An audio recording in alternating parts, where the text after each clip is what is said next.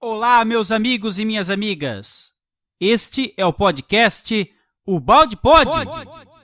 Hoje oferecemos o episódio especial com o professor Maurício Crispim.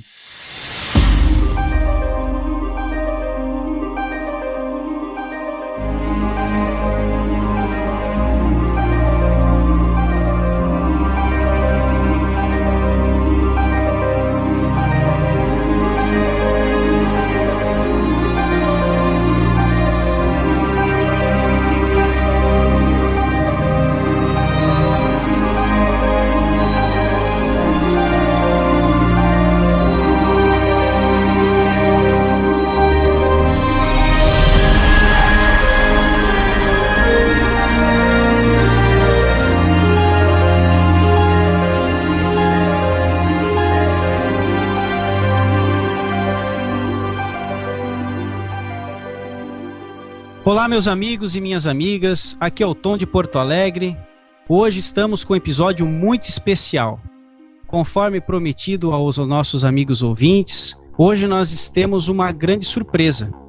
Está conosco aqui para fazer um passeio entre os capítulos 9 a 16 da obra Lei de Deus, do professor Pietro Baldi, o nosso querido professor e amigo, Dr. Maurício Crispim, médico, clínico e pneumologista, fundador do Instituto IBS, Instituto Brasileiro de Benemerência e Integração do Ser.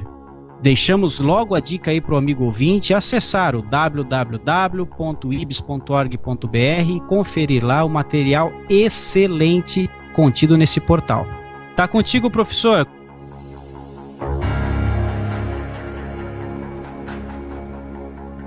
Meus amigos, quero agradecer muito o carinho, a bondade, o convite de participar com vocês desse debate em torno da obra de Ubaldi, a Lei de Deus.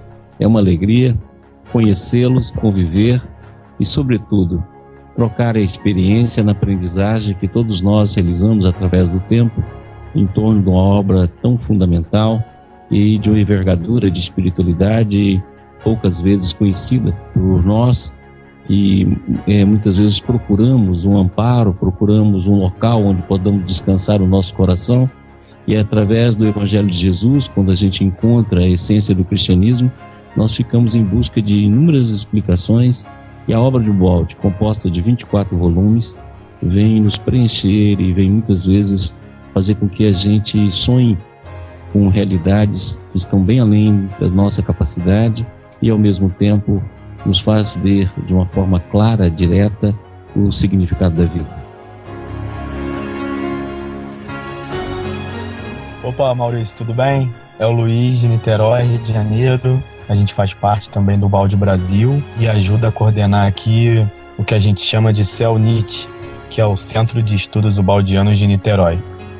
E é um prazer imenso estar podendo falar com o senhor e ter essa contribuição enorme que o senhor vai trazer pra gente. Passar a bola aí pro Rafael, que é ele que na verdade que é o coordenador aqui do nosso grupo de Niterói. Ô Crispim, somos teus fãs aí de carteirinha, né? Já assistimos várias aulas. A gente tá aqui muito feliz, cara. Estamos aqui soltando fogos para poder estar gravando contigo hoje. E a gente tá aqui radiante. Desculpa aí a descontração, a brincadeira, mas muito empolgados aqui em poder estar falando contigo hoje, né? Obrigado por tudo. Você é um grande professor pra gente e vamos conter aqui a alegria, né? Doutor Maurício, aqui é o Sérgio, de Angra dos Reis. Como todos, eu só posso manifestar minha alegria, minha felicidade de poder estar conversando com o senhor, aproveitar esses ensinamentos e dizer que nós somos fãs da TV IBS, desse trabalho maravilhoso que o senhor faz, e estamos aqui para aprendermos com a sua experiência, com o seu conhecimento. Também assisti todas as aulas do Ondas de Transformação e empolgado, que eu já estou fazendo outro curso. Onde está o pai que o filho não vê, e vou fazer todos, né? Cara, que bacana. Só fico triste por não ter descoberto antes, mas agora que eu aprendi o caminho, não vou perder nenhum, porque é muito bom, né? Então, eu fico feliz e agradeço muito essa oportunidade que o senhor está nos dando, né? Muito obrigado mesmo, um grande abraço. Olá, doutor Maurício, aqui é o Neto, diretamente da Paraíba. Também estou muito feliz de recebê-lo aqui no portal, na nossa gravação. Também sou seu fã. Eu ainda não tenho uma carteirinha, mas vou perguntar ao Rafa aí como é que faz para adquirir a carteirinha. Muito obrigado por aceitar o nosso convite.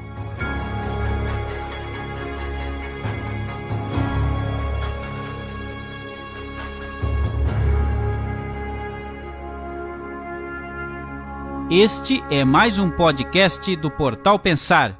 Agora vamos aos nossos recados e logo retornamos.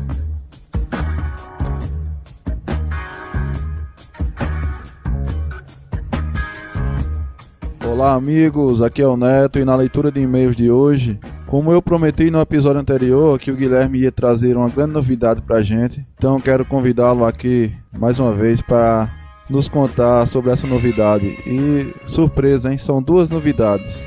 Fala aí, Guilherme, o que é que você traz pra gente hoje?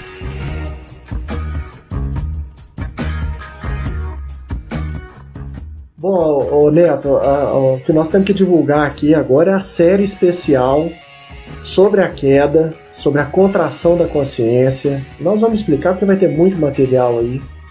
E a gente quer falar sobre essa série que vai ter muitos especialistas, vai ter Júlio Damasceno, com quem nós já gravamos, vai ter Gilson Freire, vai ter Jorge Damas, uma turma bacana. Eu vou guardar surpresa, gente, porque nós gravamos um material especial, um teaser, que vocês vão ouvir, mas só no próximo episódio, porque senão fica muita novidade. Então, no próximo episódio do Pode Pensar, vocês vão ouvir o teaser que nós gravamos contando um pouco sobre essa série, que é um tema tão controverso do balde, né, Neto? Esse tema da queda, da contração da consciência, da queda dos anjos, digamos assim. E a gente acha importante já abordar esse tema logo, porque ele vai abrir horizontes incríveis para todos nós, na compreensão da própria doutrina espírita, na compreensão do Evangelho. Então é um tema muito rico e isso aí é um material que nós já estamos preparando, já gravamos 3 episódios nessa data de hoje aí que eu estou gravando aqui para vocês.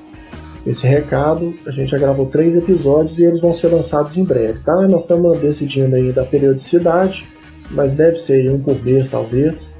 E é uma série bem longa, a gente vai ter um episódio específico para falar de toda a programação dessa série. Estão programados aí pelo menos 25 episódios, ou seja, se for mensal vai ser mais ou menos 2 anos de temporada essa série especial, tá bom? Então não perca a série Ouvidos ao Mistério. Deixa aí, Neto, dá só uma palhinha da música que a gente selecionou, que é a música do Léo Cavalcante, para quem a gente manda um grande abraço, porque a música dele é muito inspiradora e vai ser a música tema dessa série especial. Então fica com um trechinho aí da música.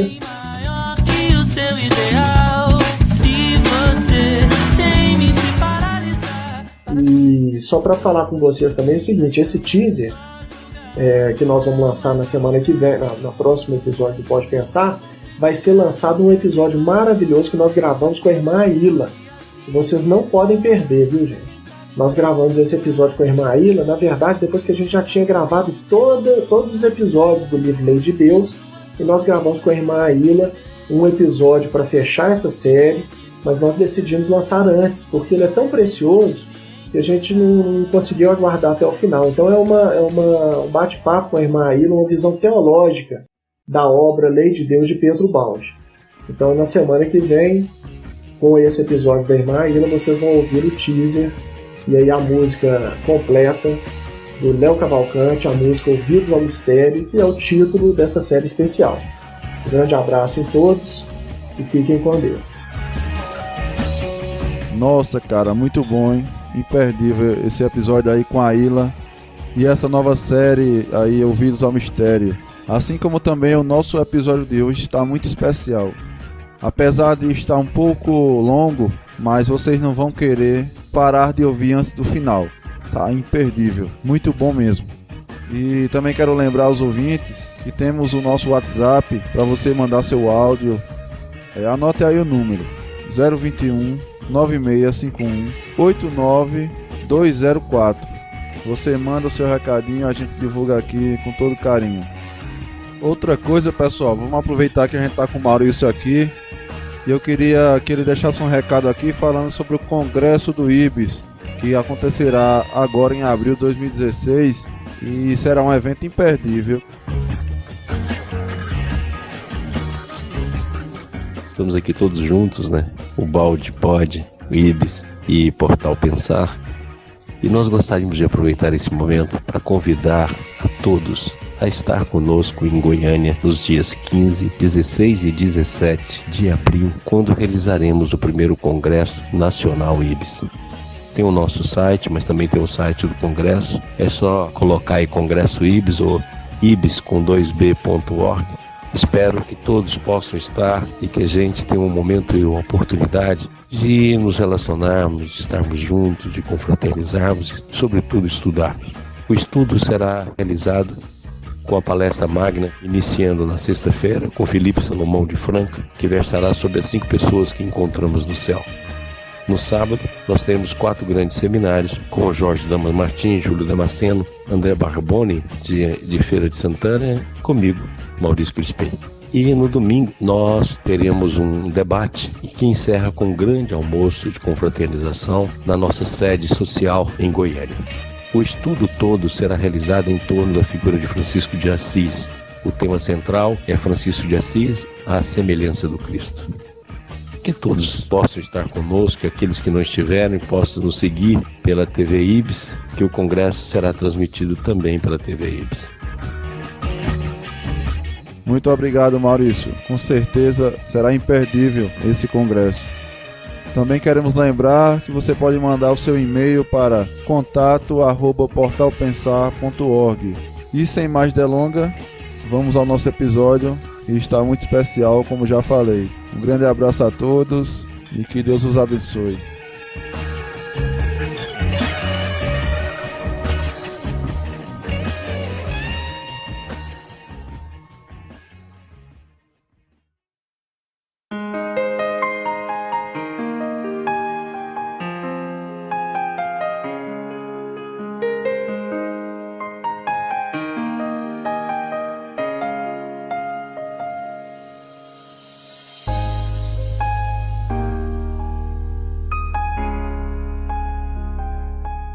Muito bem, para tornar o assunto aqui já logo muito dinâmico, professor Maurício, destaco do capítulo 12 dessa obra a seguinte frase: na economia do céu não há inflação monetária, porque o valor da moeda está sempre sustentado por uma reserva de ouro infinita, que é Deus. Professor Maurício, sinta-se em casa, está com a palavra. A obra Lei de Deus, como todos já sabem, é um trabalho que o Balde fez no sentido de atingir todas as pessoas. A obra do Balde, ele descreve de uma teoria que ele mesmo define como complexa, e essa teoria tenta dar uma explicação dos problemas últimos daqueles que nos envolvem. À medida que a gente começa a estudar e procura a espiritualidade, seja por que rumo for, nós nos deparamos inicialmente com a grande visão da evolução. Essa visão, no meu entender, é uma das coisas mais extraordinárias, porque nós começamos a entender que só existe 2 maneiras da gente ver o mundo. Ou tudo é matéria, ou tudo é consciência. E se tudo for matéria, o processo começa das partículas subatômicas e vai até a consciência. Consequentemente, desaparece no findar de uma vida. E se tudo é consciência, até o átomo, até o vórtice quântico, até o espaço-tempo também é consciência. Então, consequentemente, nós só temos diante da vida essas 2 visões. Ou tudo é matéria, ou tudo é consciência. O Ilá Prigogine tem uma frase que eu gosto muito. Ele fala o seguinte: a ciência costuma dizer que a vida orgânica veio da vida inorgânica. Não pode, porque ou é tudo vivo ou é tudo morto. Porque se a vida orgânica é vida e veio da vida inorgânica, então a vida inorgânica também é vida, ou todo mundo é morto. Então, consequentemente, diante das visões que podemos ter, e aí nós podemos ter várias variáveis dessa visão, nós só temos 2 escolhas: ou tudo é consciência, ou tudo é matéria. Se a nossa opção de compreensão por aquilo que a gente vê, por aquilo que a gente enxerga, for consciência, então significa que o espaço-tempo, entendido como um plasma, o vórtice quântico, a subpartícula, a partícula, o átomo, a molécula, a substância, o animal, o vegetal, o homem, tudo é consciência. E para poder unir todos esses aspectos da forma, e aí nós teríamos de ver que teria de ter uma evolução. E essa evolução só é explicada se nós conseguirmos entender que essa evolução é uma evolução psíquica e a forma é transitória. Então eu vou passando por diferentes formas e vou desenvolvendo o meu psiquismo. Mais ou menos dentro daquela frase que eu gosto muito de Leon Denis, em que ele fala que o espírito dorme no átomo ou dorme no mineral, sonha no vegetal, agita-se no animal e acorda no homem. Então, se nós pensarmos assim, a vida é uma evolução, e essa evolução é a evolução do psiquismo, da essência do ser. E aí nós começamos a entender de uma forma muito mais ampla. E se é evolução para todas as forças e para todos os seres, como nos diz Emmanuel, ou seja, a evolução é para todos. E se essa evolução para todos, eles têm que estar conjugada. E aí é que entra o Baldi. No livro A Grande Síntese, ele vai fazer uma síntese extraordinária da conjugação do processo evolutivo, iniciando desde o átomo até atingir as faculdades superiores. Aí a gente passa a entender que existe uma lei física, existe uma lei dinâmica, existe uma lei moral e existe uma lei espiritual. Essas leis estão conjugadas dentro do mesmo princípio. E o universo seria constituído de um mesmo princípio, apenas que vai se modificando conforme a dimensão. Então nós temos o princípio, por exemplo, da gravidade, que é que nós vamos encontrar dentro do campo físico. Esse princípio da gravidade seria mais tarde nada mais, nada menos que o princípio de atração e de afeto e de amor que alimenta a nossa alma. Então a mesma gravidade que une a matéria e que impera na atração da matéria e ao mesmo tempo faz com que existe todo um processo de atração, é a mesma gravidade que nós vamos encontrar no amor. A mesma força de expansão que a gente hoje compreende no universo e que alguns estudiosos colocam inclusive dentro das expressões que o Einstein começou a desenvolver para fazer o universo estacionário da constante cosmológica. Então nós vamos ter a expansão, essa mesma expansão é a mesma força do amor, que o amor é atração e expansão. E essa atração e expansão é o mesmo processo da gravidade. Então o universo é feito de um mesmo módulo que se repete em várias dimensões. E quando o Baldi nos mostra isso, essa correlação toda, nós começamos a pensar na grandeza que é a evolução e à medida que ela vai se desdobrando. Mas quando a gente se depara com essa visão, a gente fala assim, meu Deus, mas se para poder evoluir o psiquismo nós vamos mudando de forma, isso significa que ninguém implanta nada de fora para dentro. Na verdade, é o desenvolvimento de um potencial pré-existente. Se o desenvolvimento do potencial pré-existente significa que o homem, o animal, o vegetal, a substância, o anjo, o arcanjo já estava dentro do átomo. Por quê? Porque não tem como a matéria se desenvolver dentro de um processo de consciência se dele já não existisse todo o processo em potencialidade, em possibilidade. Então nós começamos a entender uma pergunta que a doutrina espírita, através do Livro dos Espíritos, responde muito bem, quando ele fala assim que do átomo ao arcanjo, na pergunta 540, que também começou por ser átomo.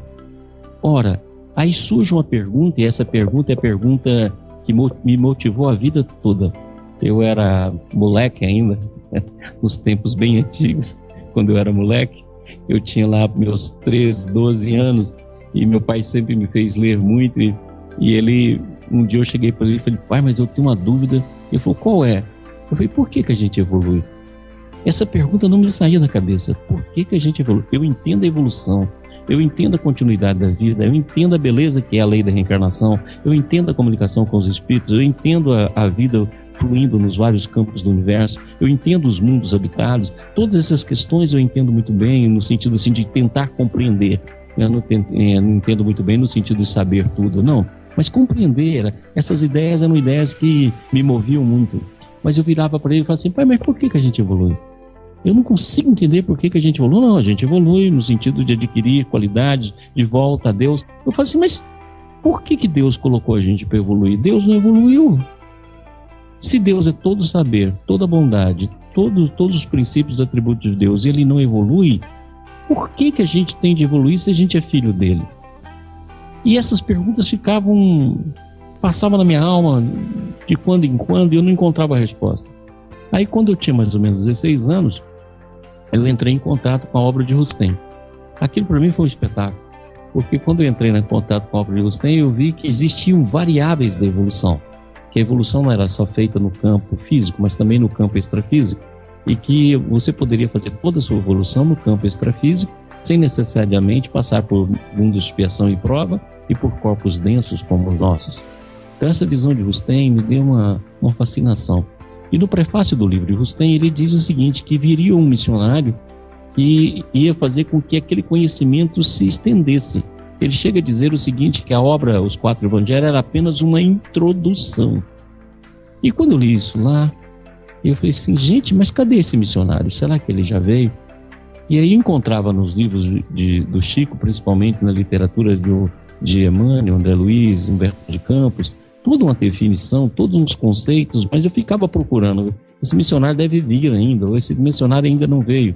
Até que um dia, eu tinha em torno de 17 para 18 anos, eu descendo de um ônibus, alguém me deu uma página, e era uma página sobre tentação, um texto de Pietro Baldi. E quando eu li esse texto de Pietro Baldi, eu falei assim, meu Deus do céu, quem é esse cara? E eu cheguei num amigo que tinha um conhecimento muito interessante, era um amigo muito querido, e eu cheguei para ele e falei assim, Papaca, me diz uma coisa, quem é esse homem? Ele falou assim, mas você não conhece? É um pensador italiano, ele veio para o Brasil em 1952, etc. E me deu a primeira tradução de Guilhom Ribeiro da Grande Síntese.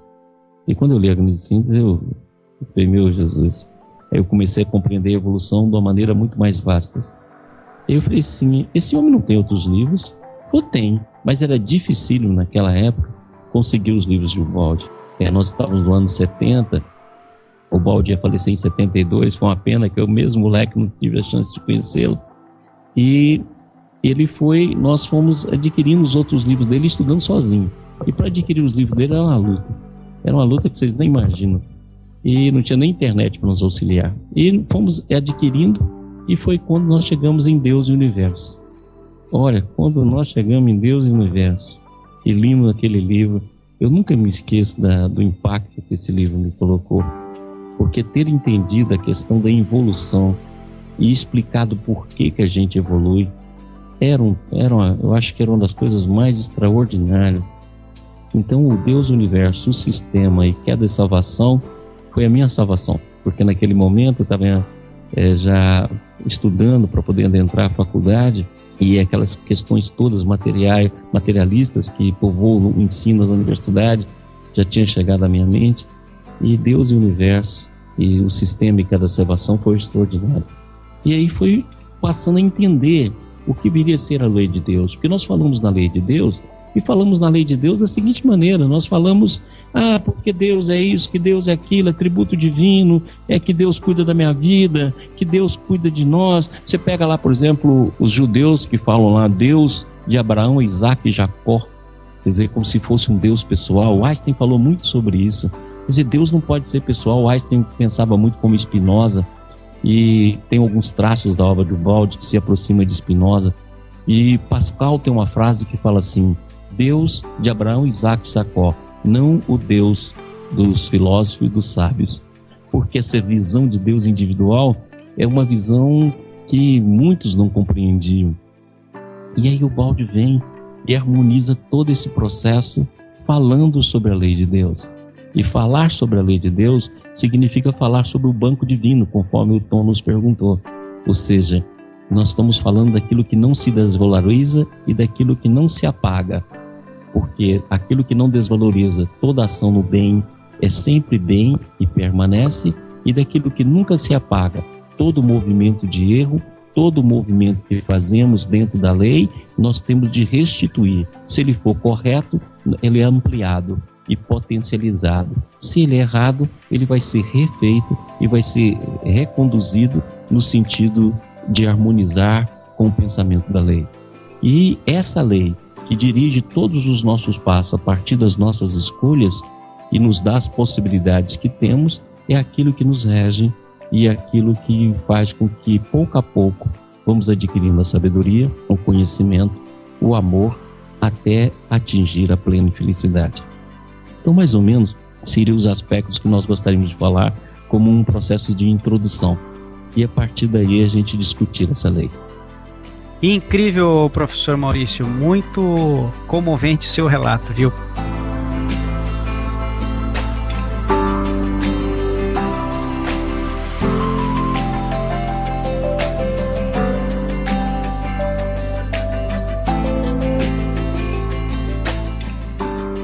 No capítulo 9, nós percebemos que o Ubaldi, ele experienciou algo muito marcante em sua vida.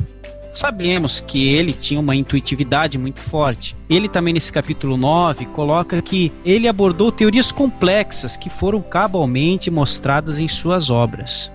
Mas, nesse capítulo 9, daria para se depreender que Ubaldi foi o metro que melhor mediu as variáveis da lei de Deus? O que o senhor acha disso, dessa frase aí que eu construí? Olha, eu acredito que Ubaldi fez um trabalho de ciência. Ubaldi talvez seja considerado no futuro o primeiro cientista do mundo interior. E é o primeiro cientista do desenvolvimento do psiquismo, porque ele não criou uma teoria, ele não recebeu e desenvolveu a teoria. Ele percebeu, através do desenvolvimento da mente, todo um profundo conhecimento daquilo que nos dirige, daquilo que está na nossa vida, que é a lei de Deus. E a partir daí ele aplicou esses conceitos e controlou esses conceitos na própria existência. E isso não é só o Ubaldi que pode fazer, não. Eu tenho atualmente 60 anos, conheci a obra de Ubaldi aos 17, e desde essa idade eu tenho controlado esses mesmos conceitos na minha vida. Eu tenho vários cadernos que eu vou controlando esses conceitos e escrevendo, e não é só para os missionários, é para as pessoas comuns como nós. Quer dizer, pessoas que ainda estão longe da evolução e das percepções superiores, mas que pode controlar e perceber na própria existência todo esse fenômeno. E o Ubaldi estudou essa lei de uma maneira direta, de uma maneira prática, de uma maneira palpável, e nos mostrou como é que é o mecanismo dessa lei.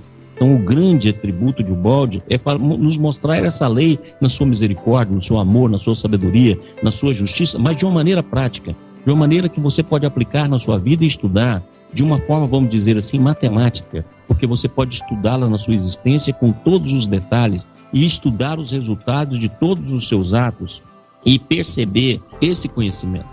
Não é por isso que ele fala no capítulo 9, que nós estamos observando, ele fala que a primeira surpresa dele foi ver a mentira no mundo. Olha, então por que a mentira existe? Se existe a presença de Deus, por que Deus permite a mentira? Então o Ubaldi dá uma revelação que é extraordinária. Tudo na vida tem uma função. Então ele mostra que dentro do processo evolutivo do homem, o primeiro homem que surge é o homem que utiliza a força. E é por isso que em vários ciclos da nossa história, a força, como ainda é hoje, é aquilo que foi mais aproveitado pelo homem. Mais tarde o homem evolui, sai da força e vai para a astúcia. E é exatamente na astúcia que surge a mentira.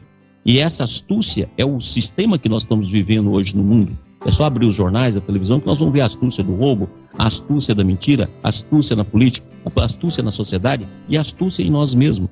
Porque esse é o processo do que nós estamos vivendo. Então a força evolui para a astúcia e a astúcia evolui para a retidão. Então não tem como. Quer dizer, aquilo que fizermos com a força, Jesus foi claro, com quem com ferro, e com ferro será ferido. Então esse é o resultado da força que a lei vai oferecer. A astúcia e o erro vai ter de ser reconduzido através da sua própria ação, porque o caminho será de retidão. Então esses são os 3 estágios que nós vamos fazendo. E à medida que o Ubaldi viu a mentira e viu que a mentira vivia no mundo, ela tinha de ter uma razão. E aí quando ele falou, eu fiz várias descobertas. E essas descobertas ele transformou em livros, que ele deu o nome de pedras. É muito interessante isso, porque Jesus fala para Pedro, tu é pedra, e sobre ti construirei a minha igreja. E o Ubaldi vem exatamente dizer, olha, eu fiz 16 pedras quando ele escreveu Deus e o Universo, e vai terminar a vida com 24. No final de 71 ele vai escrever os últimos escritos dele, o Cristo, e vai fazer parte também, eu tenho algumas cartas dele, ele mostra que alguns capítulos de pensamento ele escreveu um pouquinho depois, mas a ordem dos livros é mantida. E ele então vai ver que essa lei que todo mundo fala dela, mas pouco sente e pouco percebe, está dentro e ao redor de nós. Está dentro e ao nosso redor. E a lei dirige a vida. E ele começa a mostrar, como ele mostrou nos capítulos anteriores, que existe duas maneiras de ver a vida. A vida de superfície, que eu chamo de vida biológica. Essa que a gente acorda, almoça, janta, namora, trabalha, ganha dinheiro, consome e pronto. Tem muitas vezes até uma religião do qual nós nos dedicamos, mas não existe nenhuma transformação. E uma vida de profundidade. Uma vida que a gente sai dessa superfície e penetra na profundidade. E quando nós penetramos nessa profundidade, nós vimos que a vida não é dirigida pela prepotência humana, não é dirigida pela prepotência do homem. A vida é dirigida por uma lei sábia, justa. E essa lei sábia está dentro de nós e ao redor de nós. E aí nós começamos a compreender a profundidade dessa lei e como essa lei age e de que forma ela age. E nós podemos, a partir daí, fazer como o Ubaldi fez, controlar a própria vida. Controlando a própria vida, conhecer as possibilidades e as potencialidades dessa lei e saber como semear para colher dentro dessa lei os dividendos do banco da vida, do banco de Deus, como o Ubaldi gosta de falar, e como esses dividendos vêm na nossa existência e como é que ela começa a fazer com que aquilo que nós fazemos à nossa vontade possa casar com a vontade divina.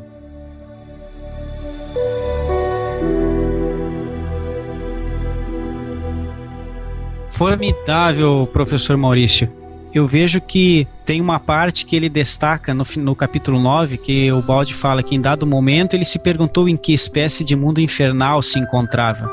E já entrando no capítulo 10, né, nós percebemos que esse homem era um ser super sensitivo, como disse o nosso amigo Rohner, né?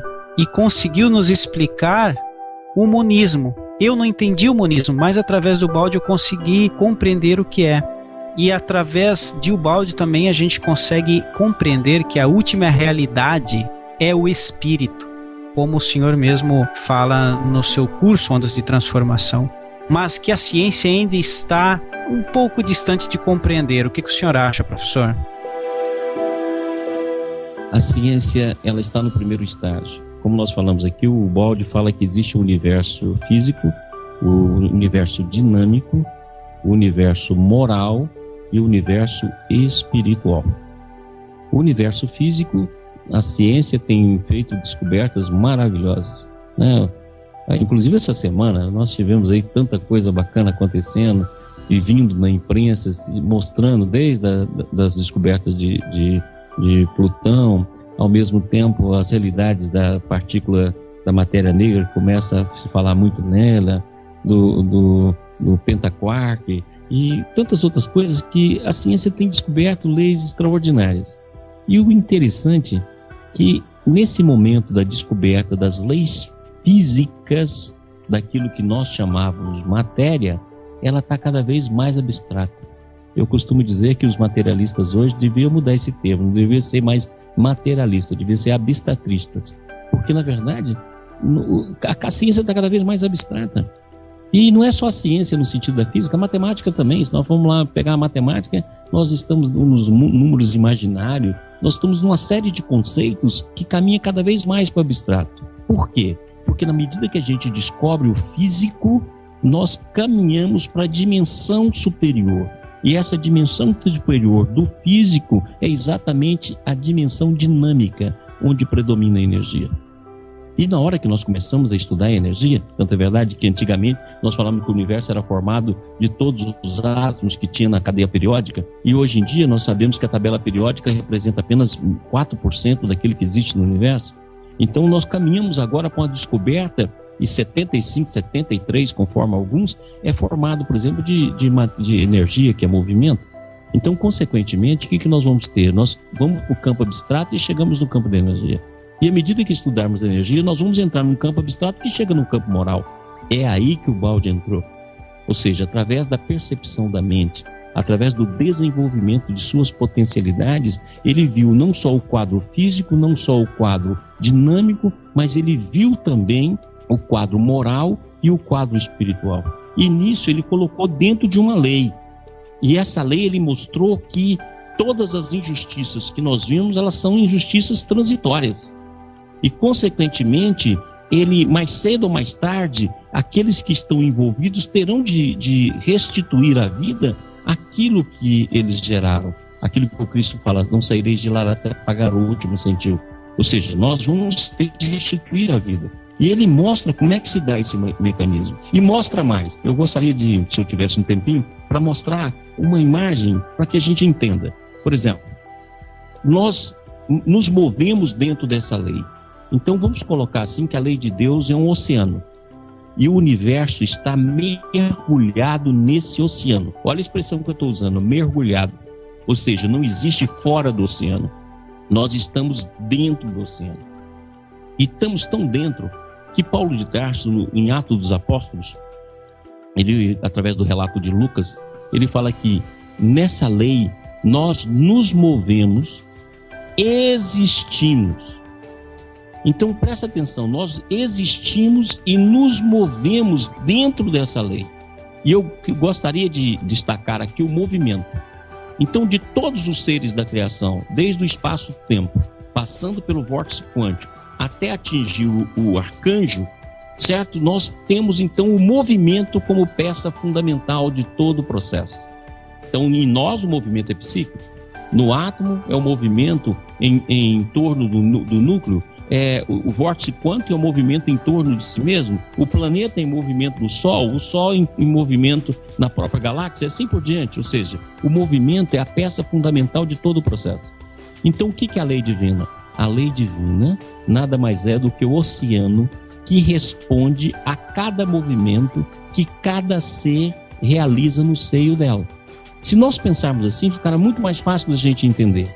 Ou seja, a lei, nós estamos mergulhados nela. Qualquer movimento que a gente faça, a lei responde. E se nós entendemos que esse movimento, devido ao processo do antissistema, é sempre uma espiral ou derivada dessa espiral, então nós vamos entender que cada movimento que nós fizermos, nós vamos receber, à medida que esse movimento se desenvolve, a resposta da lei. Então a lei é uma resposta às nossas escolhas. Então o livre-arbítrio é a base de toda a existência. E a escolha da lei é a escolha da resposta que nós procuramos pelo nosso movimento. E todo movimento, desde o movimento atômico até o movimento do arcanjo, ele faz o movimento e recebe da lei uma resposta automática, não só em si mesmo, mas em torno de si, de maneira que todo movimento corresponde a uma reação da lei. E essa reação da lei pode ser complementar, somando a nossa vontade, o nosso movimento ao movimento da lei, e pode ser antagônico, ou seja, o nosso movimento contrário à lei divina. Mas todo movimento recebe uma resposta, e todo movimento recebe a resposta em si mesmo. E como recebe a resposta em si mesmo, logicamente que esse movimento nos obriga a realizar outro movimento. Então nós podemos fazer movimentos contínuos de antagonismo, como alguém que faz um movimento contínuo de antagonismo à corrente de um rio, e nos responsabilizar pelo cansaço que esse processo vai levar, e ao mesmo tempo nós podemos fazer um movimento a favor da correnteza do rio, e com isso ganhar proporção e potencialidade à medida que fizermos. Se nós entendermos assim, então fica muito mais fácil de nós compreendermos. Da mesma forma, nós podemos citar outra imagem que esses dias eu estava falando numa entrevista.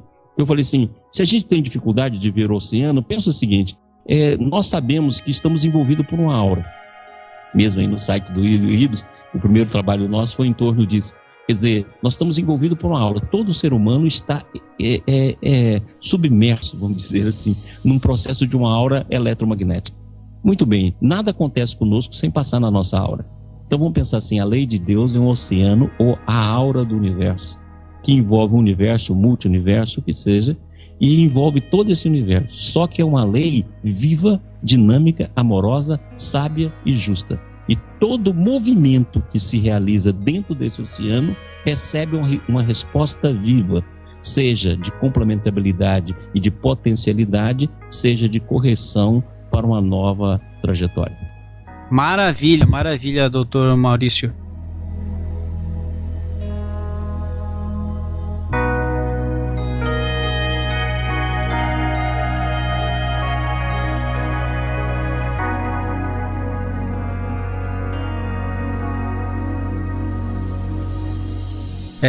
Já que o senhor comentou sobre vontade, no capítulo 11, intitulado O Extraordinário Poder da Vontade, eu gostaria que o senhor se reportasse à sequência de eventos que o senhor explica muito bem no curso Ondas de Transformação, que eu acho que se aplica muito bem nesse capítulo, que é vontade, sentimento, pensamento, palavra, hábito e ato. E também sobre o impulso que o professor Ubaldi nos escreve neste capítulo, esse impulso novo que é oferecido por uma lei que tudo percebe. Imagino que tudo percebe no campo vibracional, porque é possibilitada as ondas de regozijo, como o professor Ubaldi comenta. Então gostaria que abordássemos para nós um pouco desse aspecto, tá ok? Ok, eu gosto de imaginar, e nossos amigos, eu penso que toda vibração ela é simétrica. Eu faço uma metáfora em relação à simetria, que a teoria das cordas, a supersimetria, ela postula, e eu acho que no futuro nós vamos ter a confirmação de alguns aspectos dessa teoria. Eu adoro essa visão simétrica do universo. Então nós poderíamos dizer o seguinte: toda vibração que nós desencadeamos, seja ela mental, seja ela provinda do sentimento, seja ela de que ordem for, ela recebe uma resposta simétrica. Se essa resposta é simétrica, em relação à lei de Deus, ela é simétrica, complementar, na mesma direção e no mesmo sentido. Se ela não é, se ela é antagônica, ela vai ser simétrica na mesma direção, mas em sentidos opostos. Mas de qualquer maneira, como a lei responde, o ser aprende. Eu acho interessante a gente ter essa noção que mesmo fazendo mal, a gente desenvolve. Eu acho isso extraordinário. Mesmo quando a gente erra e mesmo quando a gente faz o mal, a gente desenvolve. Por quê? Porque a lei dá uma resposta. E essa resposta cria um desenvolvimento e uma inteligência. Hoje ela pode ser a inteligência do mal, mas amanhã, na hora que nós virarmos o nosso nado, nós viramos capacitando aquela inteligência adquirida na maldade no sentido da positividade do bem. Então isso é extraordinário, porque espíritos infelizes, como ainda nos situamos, como é que nós evoluímos até aqui? Evoluímos fazendo mal. E hoje, quando a bondade divina nos toca e começa a nos tocar, toda aquela potencialidade de inteligência, de comando, de liderança, etc., que desenvolvemos no campo do mal, ele nos inverte e faz com que nós, naturalmente, adquirimos aquelas qualidades que antes era colocada de maneira antagônica à lei divina, no processo de autodesenvolvimento. E isso faz-nos entender aquilo que o Ubaldi fala mesmo no capítulo 11, que é que nós estamos dentro da lei assim como um peixe está dentro do rio. E é assim que nós devemos entender o peixe dentro do oceano, a aura de todo o universo, que faz com que toda desordem que nós levarmos no caminho da vontade, a gente tenha de corrigir. Então, essa desordem vai notoriamente ser corrigida. Então, os nossos atos passados vão se sedimentando e formando a nossa personalidade, dentro daquele quadro que nós já falamos aqui. Primeiro, nós queríamos mostrar que, se a lei é amor, tudo na vida é livre-arbítrio, não existe determinismo.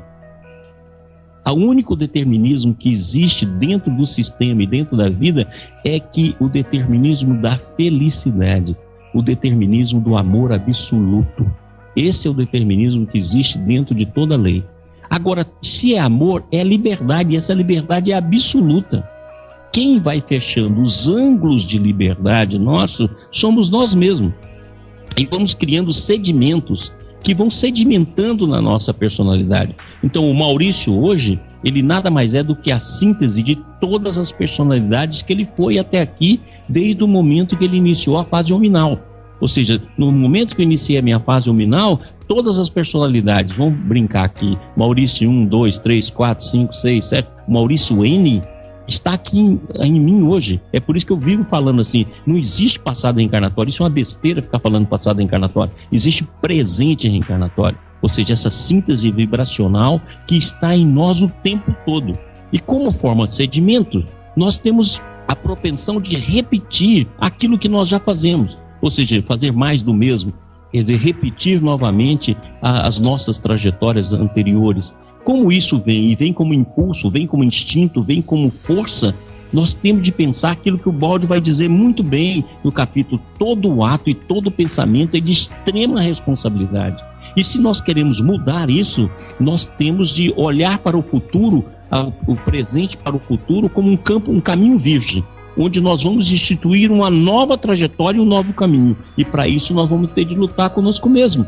Porque o sedimento vai querer falar, vai querer conduzir, vai querer nos levar para as mesmas trajetórias do passado. E se nós não fizermos uma trajetória nova, para que no futuro essa trajetória nova também nos alcance, nós nunca vamos nos transformar. Nunca vamos nos transformar. E o determinismo existente hoje nada mais é do que o livre-arbítrio usado ontem. E através desse processo que o Baldi mostra, e nós só fizemos ampliar esse processo, que vai da vontade que gera o sentimento que gera o pensamento que gera a palavra que gera o ato que gera o hábito que gera o caráter que gera a personalidade que gera o destino. E esse destino vai ser ou o karma positivo ou o karma negativo, vamos dizer assim, para a gente poder compreender que sempre está essa dualidade. Então, consequentemente, é um desencadear. E isso sedimenta.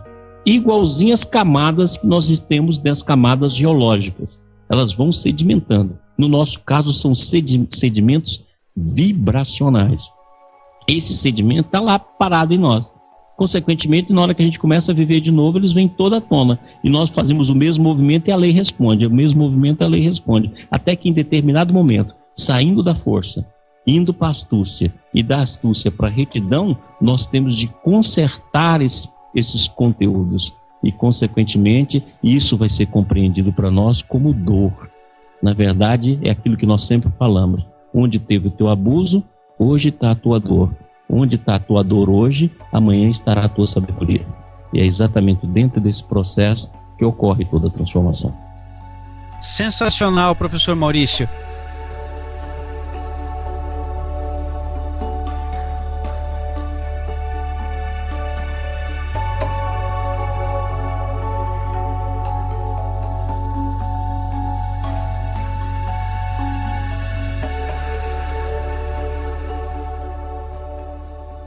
No capítulo 12, o professor acabou já entrando aí e respondendo metade do que eu ia te perguntar. Então, é o seguinte, professor, explica para os nossos amigos ouvintes aí por que é que a astúcia é a inteligência dos loucos, como diz o professor Pietro Baldi. Por quê? Vou tentar explicar de duas maneiras.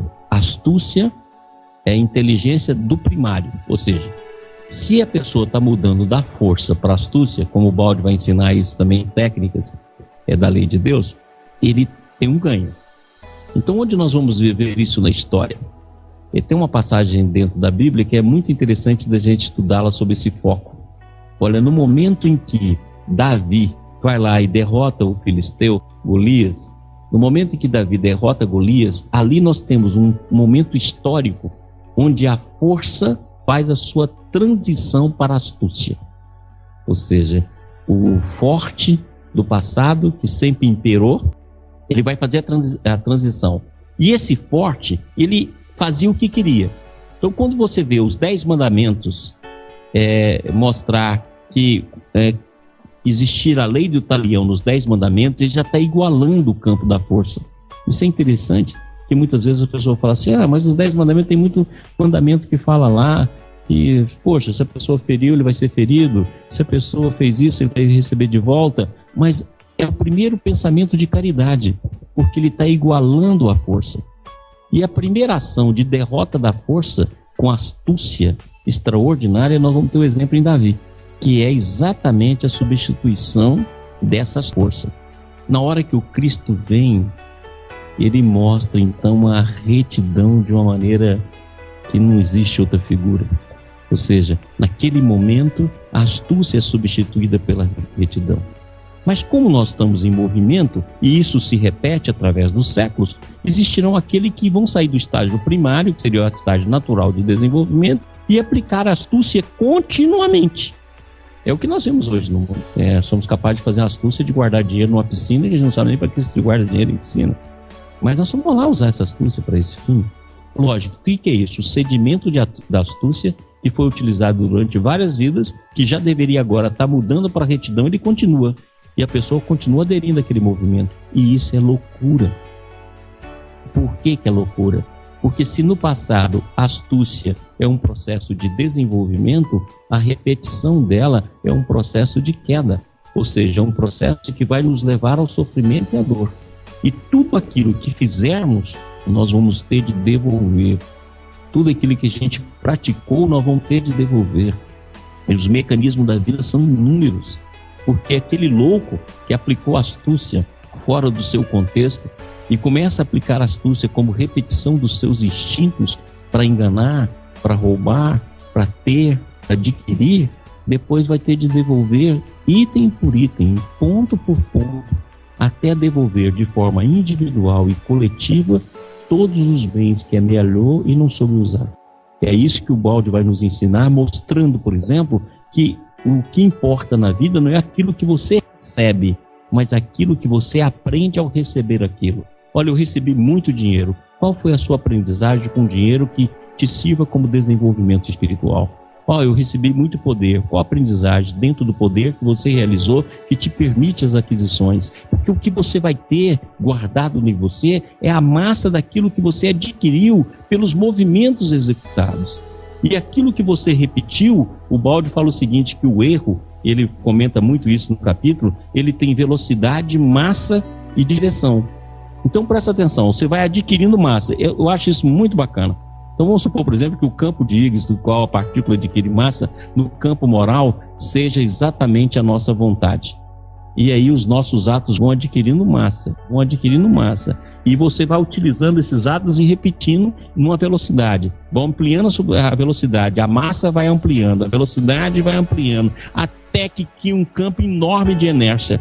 Na hora que cria esse campo enorme de inércia, você bate a sua cabeça na lei, ou como o balde fala em técnica da lei de Deus, ou seja, você bate a cabeça no muro, ou que ele chama aqui de uma maneira bem simples, para poder que a gente entenda, você recebe o chicote da lei, ou seja, você bate a cabeça no muro. Na hora que você bate a cabeça no muro, não tem como. A lei vai te corrigir o movimento, porque você foi adquirindo massa naquele processo. E quanto mais você adquiriu nas suas loucuras, maior será a sua dor. Por isso que a gente vê sofrimentos imensos na face da Terra, porque são movimentos repetidos há séculos. E a lei, então, aproveita daquele processo e faz a correção do seu movimento. E ela pode fazer tanto por um processo direto ou como um processo indireto. O que eu chamo de processo direto? Vamos supor, por exemplo, que eu fiz um movimento de destruição arquitetado no campo da violência. Então eu me candidato, no momento que acumula essa vibração, a passar por um processo de violência. E aí tem duas maneiras. Uma maneira natural, por exemplo, caiu de um penhasco, tem uma enchente, tem um processo, então eu recebo aquela violência. Ou Deus aproveita aqueles que se candidatam. Então lembra bem, da mesma maneira que nós falamos no início, que só tem duas maneiras de conceber a vida, ou é tudo matéria ou é tudo consciência, da mesma maneira nós podemos dizer que só existe duas maneiras de nos portar diante da lei de Deus, ou como construtores ou como destruidores. Se eu me comporto como destruidor, a vida me permite destruir, porque destruição faz parte da dualidade da existência. Só que eu não destruo o que eu quero, eu destruo o que me é permitido. Por isso que o balde vai falar nos capítulos que nós estamos estudando, que a lei também controla o movimento e controla a extensão desse movimento da pessoa, dentro de um processo que a lei o contém, porque só permite destruir o que precisa ser destruído. Então, quando a gente vê as injustiças, eu visto um homem-bomba e coloco ele dentro de um mercado. A gente fala, nossa, explodiu, foi esse homem-bomba, tivesse lá, matava a pessoa, se não tivesse, não mataria. Não, para cá as pessoas que morreram estão dentro de um contexto de merecimento que a lei dirige. E como é que ela dirige isso? Por fenômenos magnéticos. Então, consequentemente, a partir desse magnetismo individual e o magnetismo provocado pelas nossas ações e vibrações, nós somos atraídos àquele ponto. E a pessoa que buscou a destruição lhe é permitida. Ele faz a destruição que quer, mas não faz a destruição para quem quer. Porque mesmo aquele que recebe, ele queria, ele recebe porque tem merecimentos para receber, ou seja, está dentro do mesmo campo vibracional. E o que nos atrai em todo esse processo é o magnetismo das nossas próprias ações. É por isso que você vai ver aquela pessoa que sobe um avião e desce do avião e não embarca, o avião vai lá e cai. A pessoa que vai atrás e não consegue chegar para embarcar. O outro que vem, na hora que vem, passa a bala, ele agacha, a bala passa e ele não recebe. O outro na frente é que vai receber. Aquilo que eu brinco muito, não existe bala perdida, existe bala achada. E é dentro desse magnetismo que a própria lei dirige. E as pessoas muitas vezes falam assim, mas Maurício, mas isso é extraordinário. Então, quer dizer, todo o movimento na face da Terra, de todos os seres, de tudo no universo está controlado porque o controle é automático, é resposta automática do movimento. E eu dou um exemplo simples. Por exemplo, nós somos milhões de pessoas, e esses milhões de pessoas, com um CPF só, no final do mês recebe o seu salário. E todo mês o seu salário está lá. Que assim espero que continue, que o salário está lá na sua conta. E você fala assim, mas como é que a gente consegue fazer em vários bancos do país tudo, no mundo tudo, depositar um dinheiro utilizando o nome da pessoa, saber exatamente o que ele ganha, qual é a quantidade, se ele trabalhou dias ou não trabalhou e pagá-lo? E no entanto nós fazemos isso todo mês. Olha, isso nós fazemos de uma maneira mecânica. Imagine então o que é a lei. Para cada movimento, ela é automática e baseada em leis, da mesma forma que baseia a gravidade, a lei do eletromagnetismo, nós vamos ter também um magnetismo moral, nós vamos ter também um magnetismo espiritual, que dirige de forma automática todo esse processo. Por isso que o Baldi dá o nome de lei, que é exatamente para a gente entender que assim como a lei do mundo físico, do mundo dinâmico, do mundo moral e do mundo espiritual, tudo é uma lei, e ela é automática e dirige esses nossos movimentos dessa forma.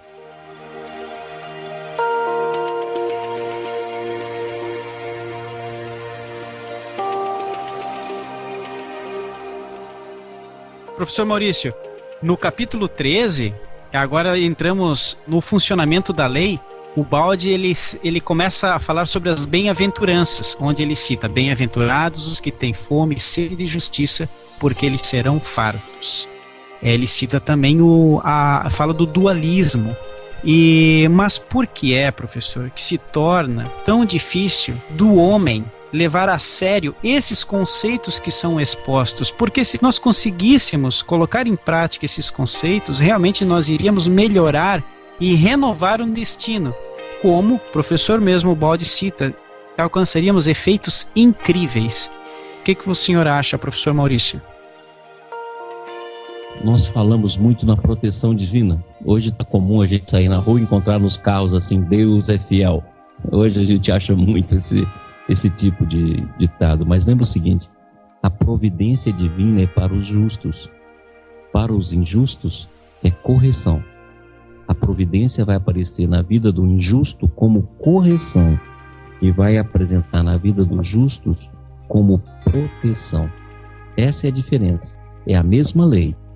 Em um vai apresentar como correção, essa correção nós vamos chamar de dor, e no outro nós vamos chamar de providência, mas essa providência não é milagre. As pessoas falam, espera um milagre divino, Não existe milagre. Para que eu tenha a providência e tenha a proteção, o caminho é a justiça. Você pode falar assim, não, Maurício, mas tem uma variável entre a correção e a justiça, a providência, existe também a misericórdia. Exatamente. Então, quer dizer, dentro desses dois campos existe a misericórdia, que a misericórdia é a mansidão do amor e a paciência do amor a nos esperar a renovação. Então, muitas vezes, nós ganhamos isso ou aquilo da lei por misericórdia, a fim de que na paciência da espera, da nossa mudança dessa massa que nós constituímos no nosso próprio campo psíquico, a lei nos espera pacientemente, mas dentro de um limite, a fim de que os nossos movimentos não compliquem os movimentos alheios. Porque da mesma maneira que nós estamos abordando a visão individual, nós também abordamos a visão coletiva. Então, nunca podemos esquecer que nós evoluímos em 3 grandes campos: o campo individual, o campo coletivo e o campo divino. E para isso, vem as leis. Então o Baldi fala de uma maneira extraordinária. Olha, os 10 mandamentos é as leis do comportamento. Nós estamos falando na moral, naquilo que nós falamos do mundo moral. Ou seria assim, a primeira síntese do campo moral. E era interessante que são seis mandamentos que tudo começa com não. Não matarás, não adulterarás. Olha como é que o ser já é colocado como um ser que está praticando há vários tempos aquela mesma conduta. O sedimento dele é sempre de invasão da vida do outro e da invasão da lei. Essa invasão já vem lá, não. Então, se nós estamos lá 1500 a.C., tudo é não. Não matarás, não. Por quê? Porque o ser já é um rebelde. E ele está desenvolvendo a rebeldia desde os primórdios. Então, consequentemente, as leis do comportamento, e o Baldi diz isso, começa com Moisés. Mas as leis do mundo espiritual começam nas bem-aventuranças que você acabou de dizer, então. Ou seja, a bem-aventurança é as leis do mundo espiritual. Olha como é que agora fica bacana. Se nós pegarmos as leis físicas, e as leis físicas podem resumir, pelo menos no conhecimento que nós temos hoje, nós podemos resumi-las em 4 grandes leis, né? Vamos dizer assim, 4 grandes campos, que é o campo da gravidade, o campo eletromagnético, o campo da força forte, o campo da força fraca. E agora nós temos aí o campo de Higgs, que vai compor isso dentro do campo da gravidade, e nós vamos ter mais na frente, quem sabe, as descobertas da matéria escura e da energia escura, que possivelmente ampliam ou nos dão mais algumas leis que vão poder fazer um resumo dentro dessa lei, que nos permite amanhã fazer um resumo do tudo material. Depois nós entramos no campo da energia, que já existe uma série de leis da energia. Quer dizer, a energia no sentido da sua visão cinética, na sua visão potencial, das suas transformações. E agora, quando dá a lei moral, nós temos a primeira lei moral, que é os 10 mandamentos, que é uma lei de revelação divina, dada pelos Espíritos, e Jesus não retira. Na hora que ele pergunta ao jovem rico, ele fala, não, eu já cumpro os mandamentos. Ele falou, então vai lá, vende tudo, dá aos pobres, vem e siga-me. Ou seja, agora que você já fez a lei moral, vem que eu vou te ensinar a lei espiritual. E a lei espiritual é resumida nas 9 bem-aventuranças. São extraordinárias a definição. São 9 bem-aventuranças que definem as leis espirituais. É o resumo. Então, dessas 4 leis, física, dinâmica, moral e espiritual, ela está definida na bem-aventurança. É por isso que Jesus fala que a bem-aventurança maior que o Cristo nos diz é aquela que ele fala assim, os puros verão a Deus. Ou seja, se você chegou, você veio evoluindo desde a parte física, passou pela parte dinâmica e chegou agora no campo moral, e do campo moral você chegou no espiritual, olha, quando você se tornar puro, você vê a lei em profundidade. E é exatamente a busca dessa profundidade, e desde o início a gente saber utilizar essa lei, é que nós vamos fazer com que nós possamos caminhar dentro desse processo. E para poder finalizar, um dia nós podemos conversar só sobre os 10 mandamentos, porque é extraordinária a revelação dos 10 mandamentos. E dentro dos 10 mandamentos, ele fala assim, eu sou o Senhor. Tira a palavra Deus, porque eu sou o Senhor. Senhor é Jesus. Jesus vai aparecer dentro da história como Senhor, vai aparecer como Jeová, vai aparecer como Melquisedeque, vai aparecer. Por isso que ele fala, eu sou o seu Senhor, eu sou de vocês, eu sou o mestre. Exatamente porque ele está em toda a história. E ele fala no início, fala assim, que tirou da casa da escravidão. A gente interpreta a casa da escravidão, como interpreta o judeu, como Egito. Não, a casa da escravidão é o antissistema. Ou seja, o Senhor que te tirou da casa da escravidão, ou seja, o Senhor que vai te tirar do antissistema. Por isso que Jesus vai dizer no final do Evangelho de João, permanecerei convosco até o final do tempo. Ou seja, final do tempo é o final da evolução. Permanecerei convosco até o final do tempo, não vos deixarei órfão. É exatamente aqui, o que tirou da casa da escravidão. E dentro dessa casa de escravidão ele institui então os nãos. É exatamente isso, não. E o interessante é que depois ele fala o seguinte, que guardarás o sábado, que o sábado é o dia do Senhor. E todo mundo transformou isso aí para guardar o sábado, assim como o judeu guarda o sábado, o cristão guarda o domingo e o islâmico guarda a sexta-feira. Eu costumo brincar que o safado não guarda dia nenhum, né? Bebe todos os dias. Então, consequentemente, cada um escolheu um dia. Mas olha só que interessante, o sábado é o último dia da semana. Então, o dia do Senhor é o último dia da evolução, o dia que a gente deixa o antissistema e penetra no sistema. Ou seja, o último dia da evolução. Esse dia a gente guarda que esse dia do Senhor, ou seja, nesse dia, no último dia, Deus descansa. Por quê? Porque acabou toda a luta entre o bem e o mal e houve a redenção de todos os seres que vieram ao sistema. E essa aprendizagem está finalizada. Então, se nós entendemos assim, a lei nos faz caminhar para isso. Mas existe uma dificuldade tremenda, que o Baldi fala nesse capítulo 13, que o Tom levantou, que é o seguinte: a lei é imaterial e invisível, porque a lei é silenciosa. Por isso que os orientais têm uma coisa interessante, quando ele fala assim, quando você consegue deixar sua mente silenciosa, porque é nesse silêncio que você inicia a compreensão de Deus. E o Baldi também nos fala dela. E como ela é imaterial e ela é invisível, então, consequentemente, nós temos de percebê-la pela nossa forma mental. Mas a maior dificuldade é sair da nossa forma mental. É o que o Baldi vai falar nesse capítulo. O Baldi chega a dizer em capítulos anteriores que é mais fácil você explodir uma montanha com dinamite do que você alterar uma personalidade. Por quê? Porque a personalidade atua por sedimento. O sedimento cria um campo mental. O campo mental cria a nossa verdade. Então é aquilo que eu vivo dizendo: desconfia do teu pensamento, desconfia da tua vontade e desconfia do teu sentimento, porque ela é apenas uma repetição de um hábito. E se você não desconfiar desse condicionamento, você não se liberta e não abre a sua mente com a percepção mais profunda. Extraordinário, professor Maurício. Nossos ouvintes hoje estão tendo realmente um passeio aí, uma aula maravilhosa. Com certeza aqueles que estão ouvindo vão recomendar, porque eu mesmo aqui do meu lado estou aprendendo muito, muito mesmo.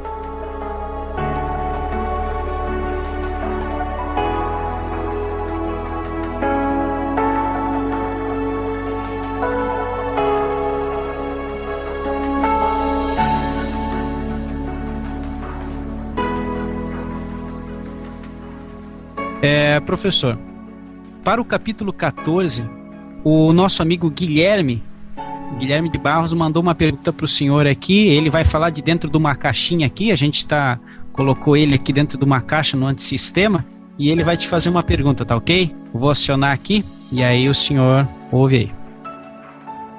Olá, professor Maurício, prazer enorme falar com você. Uma pena que eu não pude estar presente nas gravações de ontem, quarta, e de hoje, mas deixo o meu abraço e meu agradecimento também pelo trabalho maravilhoso que está sendo feito pelo IBS.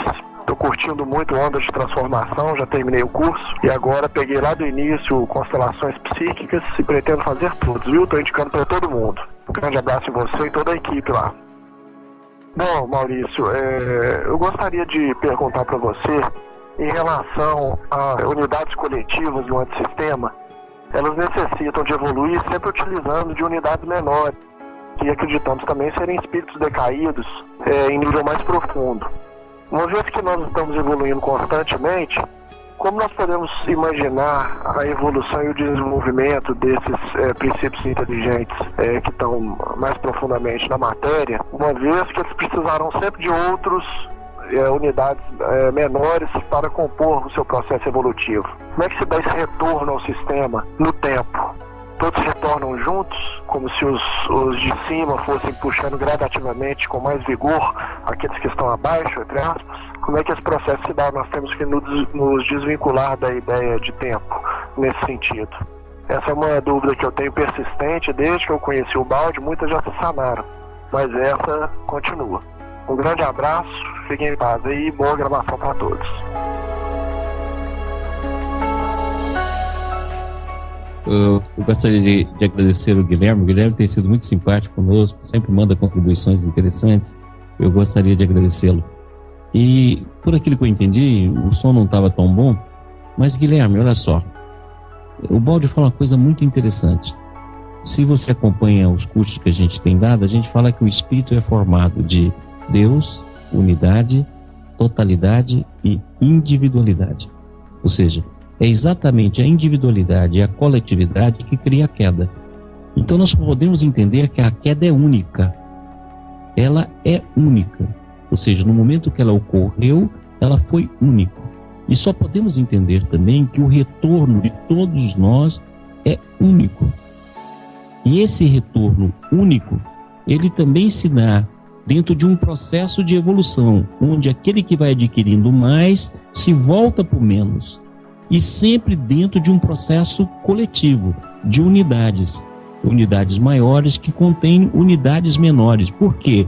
Porque o que nós invertemos foi em relação a nós mesmos. Nós não invertemos o sistema, nós não invertemos a unidade, nós não invertemos a totalidade, nós não invertemos Deus, nós invertemos a nossa individualidade.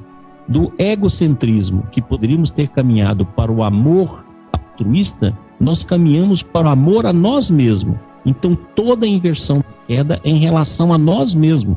É igualzinho hoje. Hoje qualquer ato que a gente faz, o Ubaldi deixa claro nesse livro, você está fazendo em relação a si mesmo. Se você está fazendo em relação a si mesmo, consequentemente você está da mesma maneira que fez no sistema, ou seja, você só inverteu você. É por isso que hoje nós podemos ter teorias como David Bohm, que fala da totalidade indivisa, da ordem implicada e da ordem explícita e implícita, que está numa totalidade indivisa. Por quê? Porque essa totalidade indivisa é a mesma totalidade do universo. É por isso que o Kardec vai dizer, nós gravitamos para a unidade divina, porque é a mesma unidade do sistema. Nós não saímos dos sistemas. Então, a totalidade virou coletividade, mas ela continua totalidade. Aquilo que o Ubaldi explica no livro Sistema. Se você tira uma parte do infinito, continua infinito.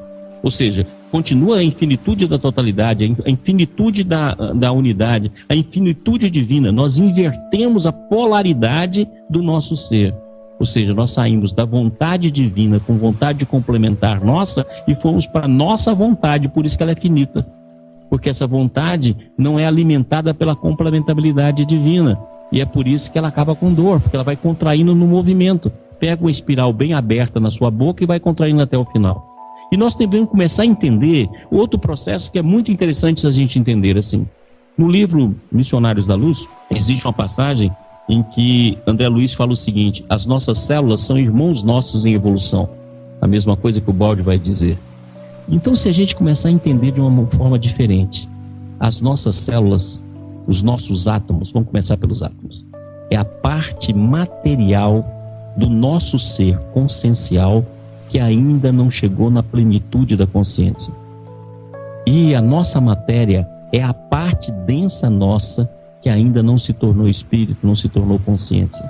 Ou seja, é por isso que ao encarnar aquilo que está em potencialidade vira matéria, e nós vamos trabalhar essa matéria como irmão nosso em evolução, até que todo o nosso ser, matéria, energia e consciência se transforme em espírito. Então nós estamos em 3 estágios, por isso que a gente tem corpo, a parte material não evoluída. Nós temos perispírito, a parte energética não evoluída.